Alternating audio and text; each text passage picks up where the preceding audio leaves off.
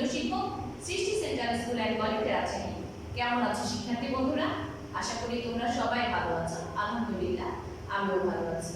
দেখো আমাদের অষ্টম অধ্যায় চলছে এবং শিক্ষার্থী বন্ধুরা আমরা গতদিন খুব গুরুত্বপূর্ণ একটা টপিক অষ্টম অধ্যায়ে সেটা বৃক্কের গঠন শিখেছি।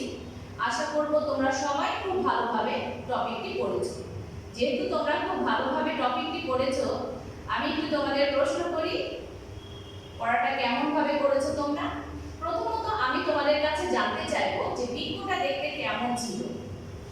মানবদেহে যে আমাদের বৃক্ক বা কিডনি থাকে সেই কিডনিটা দেখতে কেমন? হ্যাঁ ঠিক হয়েছে, উত্তর হচ্ছে আমাদের কিডনি দেখতে শিং বিচির মতো এবং এর রংটা কেমন ছিল? লালচে। শিক্ষার্থী বন্ধুরা তোমরা বলতে পারবে রেনাল পেলভিস কি? হ্যাঁ, ইউরেটরের ফানেল আকৃতির প্রশস্ত অংশকে আমরা কি বলেছিলাম? রেনাল পেলভিস বলেছি। আরো একটা গুরুত্বপূর্ণ ইনফরমেশন ছিল, সেটা হচ্ছে মেডুলায় কতটি রেনাল পিরামিড থাকে? বলো তো, মেডুলায় কতটি রেনাল পিরামিড থাকে? হ্যাঁ, 8 থেকে 12টি আমাদের রেনাল পিরামিড থাকে। শিক্ষার্থী বন্ধুরা তাহলে আমি গতদিনের পড়া একটু যাচাই করে নিলাম। আজকের পাঠে আমি চলে আসি। আমাদের রেচন প্রক্রিয়ার যে গুরুত্বপূর্ণ একটা টপিক সেটা হচ্ছে বৃক্ক যে অসংখ্য নেফ্রন দিয়ে গঠিত, সেই নেফ্রন নিয়ে আজকে আমার আলোচনা। আমরা আমাদের শিখন ফলটা বোর্ডের মধ্যে একটু খেয়াল করব। দেখবে শিক্ষার্থী বন্ধুরা চিত্র সহ নেফ্রনের গঠন সম্পর্কে কিন্তু আজকে আমরা জানতে পারবো। আমি আবার বলি, শিখন ফল চিত্র সহ নেফ্রনের গঠন সম্পর্কে আমরা কি করতে পারবো? জানতে পারবো। শিক্ষার্থী বন্ধুরা তোমরা কিন্তু বোর্ডের মধ্যে নেফ্রনের চিত্র দেখছো। তার আগে আমি নেফ্রন বর্ণনা করার আগে আমি তোমাদেরকে কিছু কথা বলবো যে আসলে এই নেফ্রনটা কিসের অংশ। নেফ্রনটা আমরা বলবো যে ইউরিনিফেরাস নালিকার একটা অংশ। কার অংশ বলছি? নেফ্রন। নেফ্রন ইউরিনিফেরাস নালিকার একটি অংশ। প্রতিটি বৃক্কে এক বিশেষ ধরনের নালিকা থাকে যাকে আমরা ইউরিনিফেরাস নালিকা বলে থাকি। মনে থাকবে, বৃক্ক বা কিডনির মধ্যে একটা বিশেষ ধরনের নালিকা থাকে, সেই নালিকাটা কে আমরা ইউরিনিফেরাস নালিকা বলি। আর ইউরিনিফেরাস নালিকারই এটি একটি অংশ। আমি শিক্ষার্থী বন্ধুরা তোমাদেরকে বলি যে প্রতিটি ইউরিনিফেরাস নালিকা দুইটা অংশে বিভক্ত। কয়টা অংশে বিভক্ত বলা হলো? ইউরিনিফেরাস নালিকার কয়টা অংশ? দুইটা অংশ। একটা হচ্ছে নেফ্রন, দুই নাম্বার হচ্ছে সংগ্রাহক বা সংগ্রাহী নালিকা। নেফ্রন এবং সংগ্রাহক বা সংগ্রাহী নালিকা। এখন দেখো শিক্ষার্থী বন্ধুরা, নেফ্রনের কাজ কি? নেফ্রনের কাজ হচ্ছে আমাদের দেহে ইউরিন উৎপন্ন করবে। কি উৎপন্ন করে এরা? ইউরিন উৎপন্ন করে। আর সংগ্রাহী নালিকার কাজ হচ্ছে এই যে ইউরিন গুলোকে সংগ্রহ করবে এবং এটা কোথায় নিয়ে যাবে? ইউরিন গুলোকে বহন করে রেনাল পেলভিসে নিয়ে যায়। কোথায় নিয়ে যায় বললাম? মনে রাখতে হবে, এটা রেনাল পেলভিসে এরা নিয়ে যায়। এখন চলে আসি শিক্ষার্থী বন্ধুরা, দেখো নেফ্রনের গঠন। নেফ্রনের গঠন আমরা এতক্ষণ কিন্তু ইউরিনিফেরাস নালিকার অংশ দেখলাম। আমরা দুইটা অংশ পেলাম। তার ভিতরে যেটা গুরুত্বপূর্ণ, দুইটাই গুরুত্বপূর্ণ, তার ভিতরে আমাদের আজকের শিখন ফলে আছে নেফ্রনের গঠন চিত্র সহ। শিক্ষার্থী বন্ধুরা আমরা এই চিত্রটা অঙ্কন করা শিখব। অবশ্যই আমরা কি করব? এই চিত্রটা অঙ্কন করা শিখব। নেফ্রনের গঠন জানার আগে আমরা জানবো যে আসলে নেফ্রনটা কি। নেফ্রন কি বা নেফ্রন কাকে বলে, এই বলে তোমাদের প্রশ্ন আসে। নেফ্রন হচ্ছে বৃক্কের ইউরিনিফেরাস নালিকার ক্ষরণকারী অংশ এবং কাজ করার একককে আমরা কি বলে থাকি? নেফ্রন বলে থাকি। আমি আবার বলি, বৃক্কের ইউরিনিফেরাস নালিকার ক্ষরণকারী অংশ এবং কাজ করার একককে আমরা কি বলে থাকি? নেফ্রন বলে থাকি। শিক্ষার্থী বন্ধুরা প্রতিটি বৃক্কে 10 থেকে 12 লক্ষ নেফ্রন থাকে। আমাদের যে দুইটা বৃক্ক আছে, দুইটা বৃক্ক, তাহলে দুইটা বৃক্কের প্রতিটি বৃক্কে বলেছি, দুইটা বলে কিন্তু তোমার এটা 2 দিয়ে গুণ করে দিবে। তাহলে প্রতিটি বৃক্কে আমাদের কত থাকে? 10 থেকে 12 লক্ষ। তাহলে দুইটা বৃক্কের মধ্যে কত হবে? 20 থেকে 24 লক্ষ, তাই না?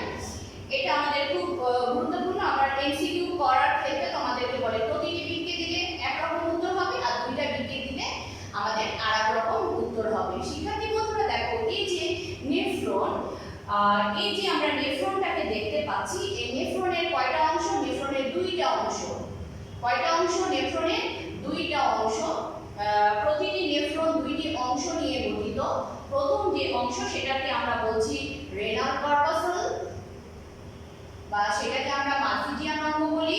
দুই নাম্বার যেটা, সেটাকে আমরা বলি রেনাল টিউবুল। নেফ্রনের দুইটা অংশ, এক নাম্বার বলছি আমরা রেনাল কর্পাসল, এটার আরো একটা নাম আছে মালপিজিয়ান অঙ্গ। দুই নাম্বার হচ্ছে রেনাল টিউবুল। ঠিক আছে? এখন দেখো শিক্ষার্থী বন্ধুরা, এই যে আমরা এক নাম্বার দেখলাম যে রেনাল কর্পাসল বা মালপিজিয়ান অঙ্গ, এই মালপিজিয়ান অঙ্গকে আমরা আবার দুইটা ভাগে ভাগ করে থাকি। কয়টা ভাগে ভাগ করে থাকি? দুইটা ভাগে ভাগ করে থাকি। ভাগ দুইটার নাম তোমরা খুব ভালো করে খেয়াল করো।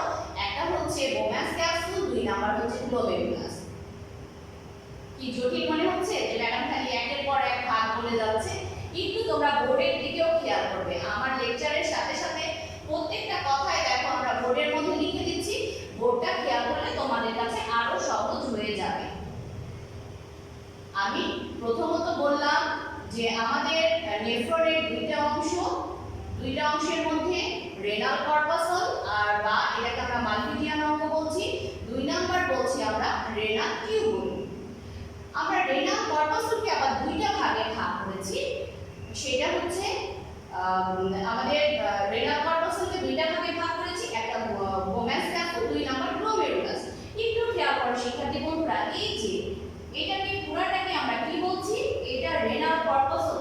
খেয়াল করবে, এই পুরাটুকু আমার রেনাল কর্পাসল, আর এই যে এগুলো আমার রেনাল টিউবুল। তাহলে আমরা দেখলাম নেফ্রনের দুইটা অংশ। এখন এই যে আমরা রেনাল কর্পাসলকে দুইটা ভাগে ভাগ করলাম, এই দুইটা ভাগের মধ্যে আমরা বলছি একটা বোম্যান্স ক্যাপসুল আর একটা হচ্ছে গ্লোমেরুলাস। এখন আমি বলবো যে বোম্যান্স ক্যাপসুলটা কি? আসলে বোম্যান্স ক্যাপসুল কেমন বা কি, বা এটা কোথায় থাকে? আমাদের নেফ্রনের মধ্যে। নেফ্রনের মধ্যে দেখো আমরা বলছি বোম্যান্স ক্যাপসুল গ্লোমেরুলাসকে বেষ্টন করে আছে। এই যে মাঝে দেখতে পাচ্ছ না সূক্ষ্ম সুতার মতো, এই জায়গাটাকে আমরা কৈশিক জালিকাগুলো আছে। এই যে এটা আমাদের গ্লোমেরুলাস, গ্লোমেরুলাসকে বেষ্টন করে কে থাকে? গ্লোমেরুলাসকে বেষ্টন করে রাখে হচ্ছে বোম্যান্স ক্যাপসুল। বোম্যান্স ক্যাপসুল কাকে বেষ্টন করে রাখছে? গ্লোমেরুলাসকে বেষ্টন করে রাখছে। এবং দেখো এটা দেখতে অনেকটা পেয়ালার মতো একটা প্রসারিত অংশ। ঠিক আছে? মনে থাকবে আমি বেশি কথা বলিনি। বোম্যান্স ক্যাপসুলকে নিয়ে তিনটা কথা বলেছি। বোম্যান্স ক্যাপসুল গ্লোমেরুলাসকে বেষ্টন করে রাখে। এটা দ্বিস্তরী এবং দেখতে প্রসারিত পেয়ালার মতো একটা অংশ। ঠিক আছে? এরপরে চলে আসি শিক্ষার্থী বন্ধুরা, আমরা চলে আসবো এবার গ্লোমেরুলাস। গ্লোমেরুলাসটা দেখো আমরা বলছি গ্লোমেরুলাস একগুচ্ছ কৈশিক জালিকা দিয়ে তৈরি। এই যে গ্লোমেরুলাস মাঝে এই জায়গাটা লাল হয়ে আছে না, এটা গ্লোমেরুলাস। এই যে কাপের মতো হয়ে আছে, এটা আমাদের বোম্যান্স ক্যাপসুল। তাহলে গ্লোমেরুলাস কি দিয়ে গঠিত? গ্লোমেরুলাস একগুচ্ছ কৈশিক জালিকা দিয়ে এটা তৈরি হয়। এখন দেখো শিক্ষার্থী বন্ধুরা, রেনাল ধমনী থেকে শ্রেষ্ঠ। কোথা থেকে বললাম? মনে রাখতে হবে বিষয়গুলো। রেনাল ধমনী থেকে শ্রেষ্ঠ আমাদের অ্যাফারেন্ট আর্টারিওলগুলো কোথায় প্রবেশ করছে? এই যে অ্যাফারেন্ট আর্টারিওলগুলো বৃক্কের মধ্যে প্রবেশ করছে। ঠিক আছে? আমি আবার বলছি, কোথা থেকে শ্রেষ্ঠ? রেনাল ধমনী থেকে শ্রেষ্ঠ। অ্যাফারেন্ট আর্টারিওল বা অ্যাফারেন্ট ধমনী বৃক্কের মধ্যে ক্যাপসুলের মধ্যে প্রবেশ করলো। কোথায় প্রবেশ করেছে? বোম্যান্স ক্যাপসুলের মধ্যে প্রবেশ করলো। এখানে প্রবেশ করার পর শিক্ষার্থী বন্ধুরা দেখো 50টি কৈশিক জালিকা নালিকা তৈরি করে। কতটি কৈশিক নালিকা তৈরি করলো? 50টি কৈশিক নালিকা তৈরি করলো। এই যে এই কৈশিক নালিকাগুলো পরবর্তীতে আরো ক্ষুদ্র ক্ষুদ্র সূক্ষ্ম রক্ত জালিকা কি করবে? এগুলো তৈরি করবে। বিষয়টা বোঝা গেছে? খুব সহজ। রেনাল ধমনী থেকে শ্রেষ্ঠ আমাদের অ্যাফারেন্ট আর্টারিওল ক্যাপসুলের মধ্যে প্রবেশ করলো। ক্যাপসুল বলতে বোম্যান্স ক্যাপসুলের মধ্যে প্রবেশ করে এখানে আমরা দেখছি যে 50টি রক্তজালক তৈরি করলো। এই 50টি রক্তজালক আবার পরবর্তীতে কি করছে? আরো সূক্ষ্ম হয়ে আরো রক্ত জালিকা সৃষ্টি করছে। এবং এই সব জালিকাগুলো একত্রে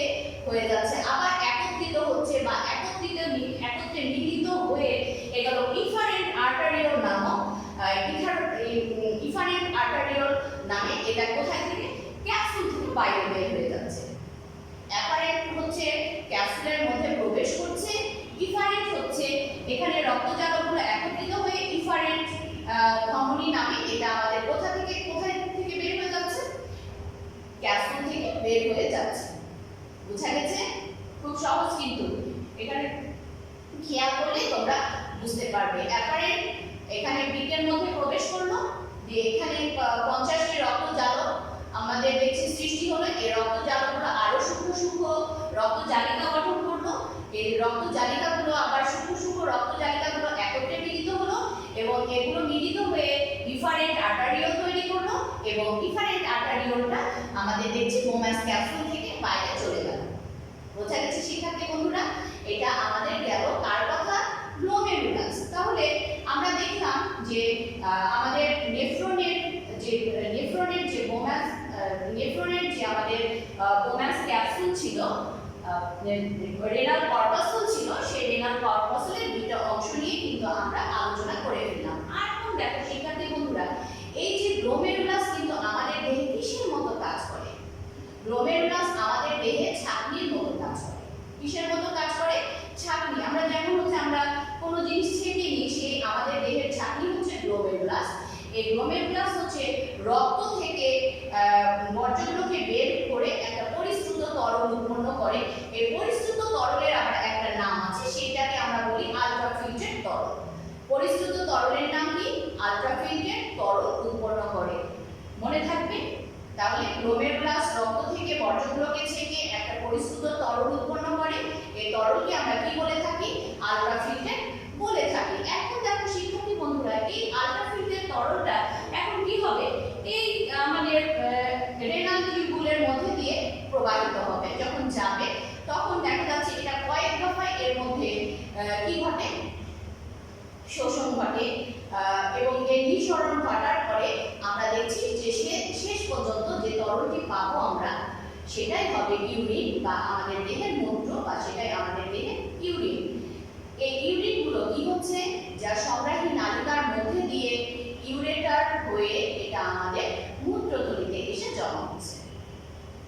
ইউরিনারি ব্লাডারে এসে কি হয়? এটা জমা হয়। শিক্ষার্থী বন্ধুরা, এতটুকু বোঝা গেছে?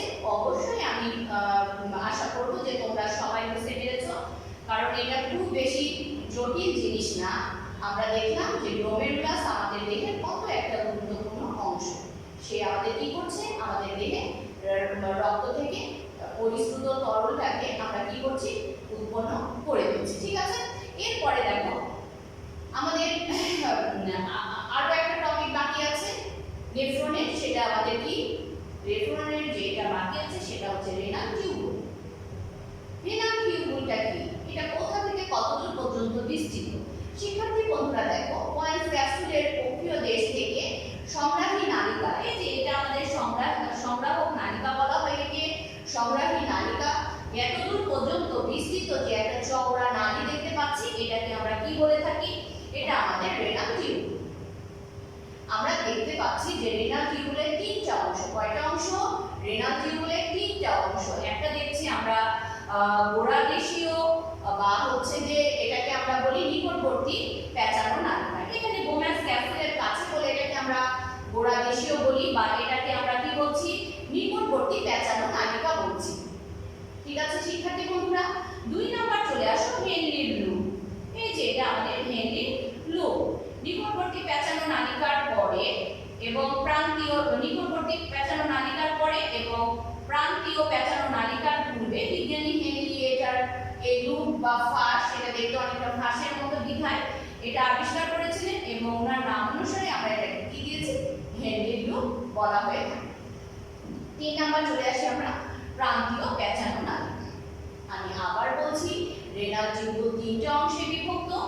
এটা আমাদের নিকটবর্তী বা গোড়াদেশীয় প্যাঁচানো নালিকা, হেনরির লুপ আর প্রান্তীয় প্যাঁচানো নালিকা। শিক্ষার্থী বন্ধুরা, আশা করব তোমরা সবাই বুঝতে পেরেছো। কারো কোনো সমস্যা? কারো কোনো সমস্যা থাকবে না, কারণ দেখা যাচ্ছে তোমরা খুব ভালো করে মন দিয়ে ক্লাস করলে দেখবে যে আমাদের ক্লাসগুলোতে কোনো তোমাদের সমস্যা হবে না। তোমরা রেগুলার ক্লাস করবে। শিক্ষার্থী বন্ধুরা, তাহলে আজকে আমরা আলোচনা এই পর্যন্তই ছিল। আশা করব কারো কোনো সমস্যা নেই। তাহলে তোমরা সবাই বাড়ির কাজটা লিখে নাও। আমাদের বাড়ির কাজটা দেখো, চিত্রসহ নেফ্রনের গঠন। বাড়ির কাজটা কি? চিত্রসহ নেফ্রনের গঠন। আমরা ভালো আমরা সবাই ভালোভাবে পড়াশোনা করব, আমরা সবাই ভালো মানুষ হব। ভালো মানুষ হতে হলে আমাদের ভালো ভালো গুণগুলো অর্জন করতে হবে, মা বাবাকে সম্মান করতে হবে, শিক্ষককে সম্মান করতে হবে এবং আমাদের উত্তম চরিত্র গঠন করতে হবে। তোমরা সবাই ভালো থাকো, সুস্থ থাকো, সে প্রত্যাশায় আগামী ক্লাসের আমন্ত্রণ জানিয়ে আমি এখানে বিদায় নিচ্ছি। আল্লাহ হাফেজ।